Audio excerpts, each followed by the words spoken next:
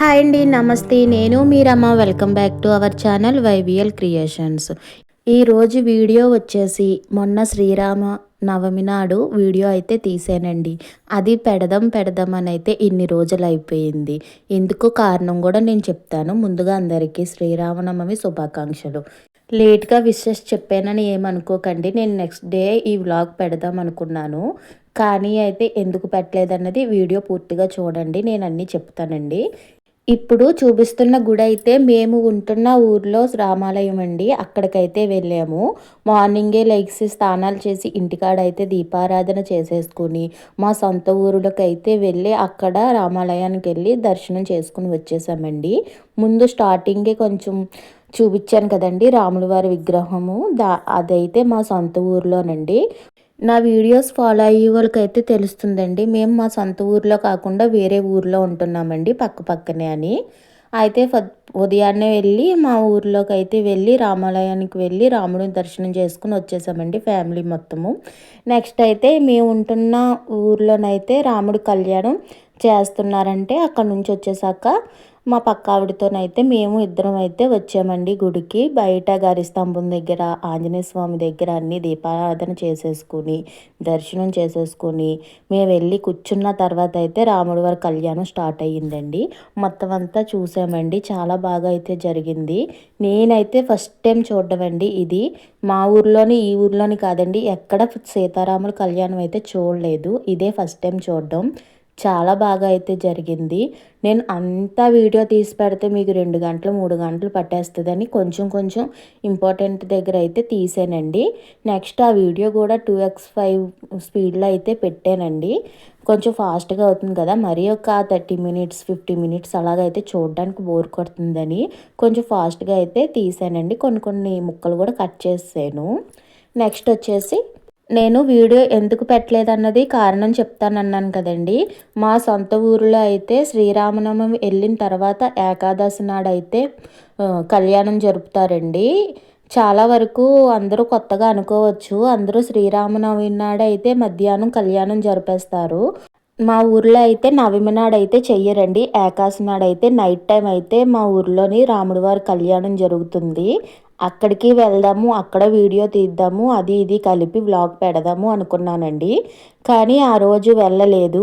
అంటే సండే శ్రీరామనవమి అయ్యింది కదా, మండే కాకుండా నవమి దశమి కాకుండా ఏకాదశి నాడు చేస్తారండి. మంగళవారం వచ్చింది. ఆ రోజు వెళ్దాం అనుకుంటే ఆ రోజు అయితే అవ్వలేదండి. నెక్స్ట్ డే అయితే బుధవారం వీడియో పెడదాము, ఎలాగో వెళ్ళలేదు కదా అనుకుంటే బుధవారం అంటే నిన్న మా పాపకి బాగాలేదండి, స్కూల్కి అయితే వెళ్ళలేదు. ఈ హాఫ్ డేస్ ఏంటో కానీ ఎండనైతే బాగా పడిపోతున్నారు పిల్లలు. నాకు ఈ వేసవిలో కూడా ఫుల్ డేస్ అయితే పెడితే మంచిది అనిపిస్తుందండి. ఎందుకంటే మధ్యాహ్నం 1కి అయితే ఇంటికి వస్తున్నారండి, ఎండంతా వాళ్ళకే ఉంటున్నట్టు ఉంటుంది. అనవసరంగా హాఫ్ డేస్ ఇస్తున్నారు అని అనిపిస్తుంది నాకైతే. మొత్తానికి సెలవులు ఇచ్చేసినా పర్లేదు, కానీ ఇలా హాఫ్ డేస్ అయితే ఇవ్వకూడదండి, అసలు నాకు నచ్చలేదు. అయితే తనకు బాగోపోతే తను ఒక పాప ఇంటికాడ ఉండిపోయిందండి. అంటే తెలుసు కదా, పిల్లలు ఇంటికాడ ఉంటే మనకు అసలు వీడియో ఎడిటింగ్ వాయిస్ ఇవ్వడం ఏది కుదరదు. ఈ రోజు అయితే మార్నింగే చేద్దామంటే రేపు ఫ్రైడే కాబట్టి ఈరోజు పనులన్నీ చేసుకుని ఇప్పుడైతే నేను వాయిస్ ఇచ్చుకుని వీడియో అయితే ఎడిటింగ్ చేసుకుంటున్నానండి. ఈవినింగ్ ఎప్పుడో పోస్ట్ చేస్తాను. ఈ వీడియో మీకు ఈవినింగ్ ఎప్పుడో రావచ్చు. చూసారు కదా, ఇంత జరిగింది. మళ్ళీ సండే వచ్చేస్తుంది నేను వీడియో పోస్ట్ చేయడానికి. వీడియోస్ అన్నీ తీస్తానండి, కానీ పోస్ట్ చేయడానికి అయితే నాకు ఖాళీ ఉండదు. అంటే అలా తీసిన వీడియో కింద పెట్టకూడదు కదా, మళ్ళీ ఎడిటింగ్ చేసుకుని అందులో అవసరం లేని బిట్స్ అన్నీ కట్ చేసేసుకొని మనం అయితే వాయిస్ ఇవ్వాలి కదా, ఇదంతా పెద్దది అవుతుంది. యూట్యూబ్ ఛానల్ ఉన్న వాళ్ళకైతే ఇదంతా అర్థమవుతుందండి. నార్మల్ పీపుల్కి అయితే ఇదేముంది, పెద్ద కష్టమేముంది, వీడియో తీసి పెట్టేస్తున్నారు, వాళ్ళకేముంది, బోల్ డబ్బులు సంపాదించేస్తున్నారు అని అనుకుంటారండి. డబ్బులు వచ్చేది ఏమో తెలియదు కానండి, చాలా కష్టం, స్ట్రెస్ కూడా ఎక్కువైపోతుందండి. ఫోన్ చూసి చూడడం వల్ల కూడా కళ్ళు కూడా కొంచెం లాగేస్తున్నట్టు ఉంటుంది. అందుకే ఈ మధ్య అయితే వీడియోస్ అయితే బాగా తగ్గించేశానండి. ఉంటున్నాయి వీడియోస్ తీస్తున్నాను, కానీ పోస్ట్ చేయడానికి అవ్వట్లేదండి. ఇప్పుడు మళ్ళీ సమ్మర్ హాలిడేస్ వచ్చేస్తాయి కదా, పిల్లలు ఇంటికాడే ఉంటారు, అస్సలు కుదరదండి. ఏదో వీక్లీ 2 అన్నా పెడదామా అనుకుంటే అసలు కుదరట్లేదండి.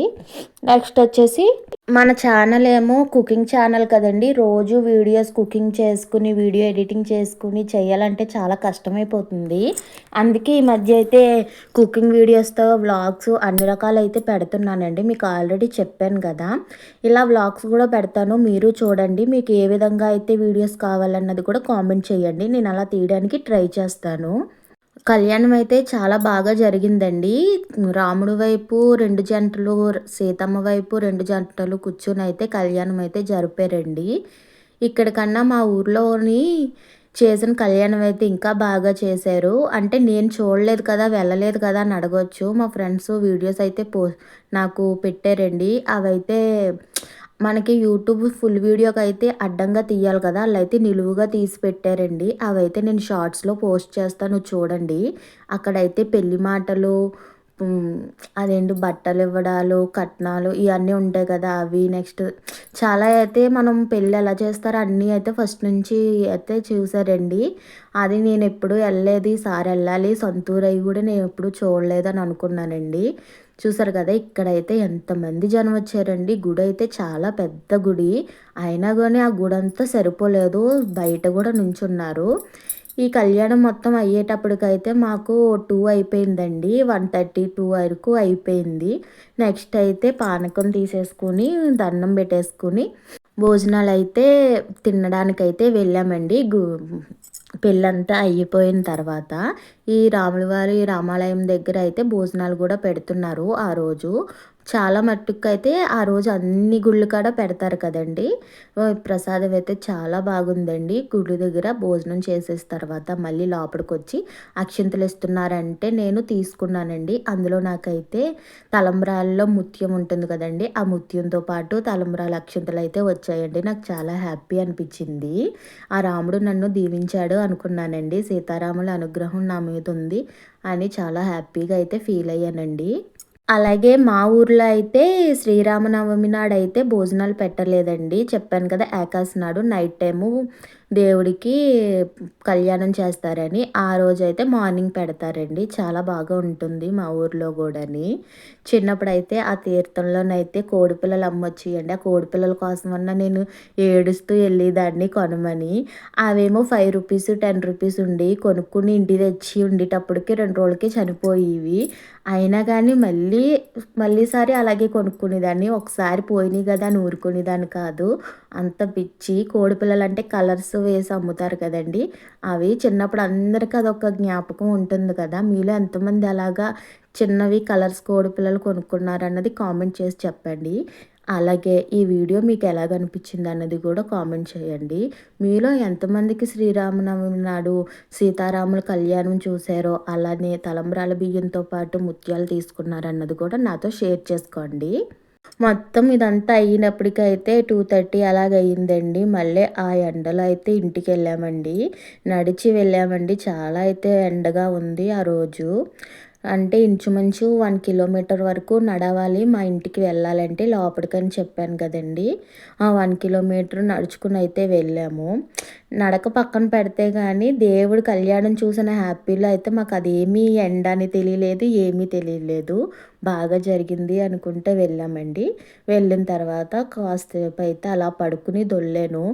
మళ్ళీ మన రొటీన్‌లోకైతే వచ్చేయాలి కదండీ! ఎక్కడ కుదురుతుందండి హౌస్ వైఫ్‌కి కొంచెంసేపు పడుకోవాలన్నా, కూర్చోవాలన్నా. పిల్లలున్న వాళ్ళకైతే అస్సల కుదరదు. అందులో నాకు చిన్న పిల్లలు కదండీ ఇద్దరూని. అసలు కూర్చోనివ్వరు, నుంచోరెవ్వరు. అంతేనండి. ఈరోజు వీడియో అయితే ఇంతటితో ముగించాను. ఈరోజు వీడియో మీకు ఎలాగనిపించిందన్నది కామెంట్ చేయండి. అలాగే మన ఛానల్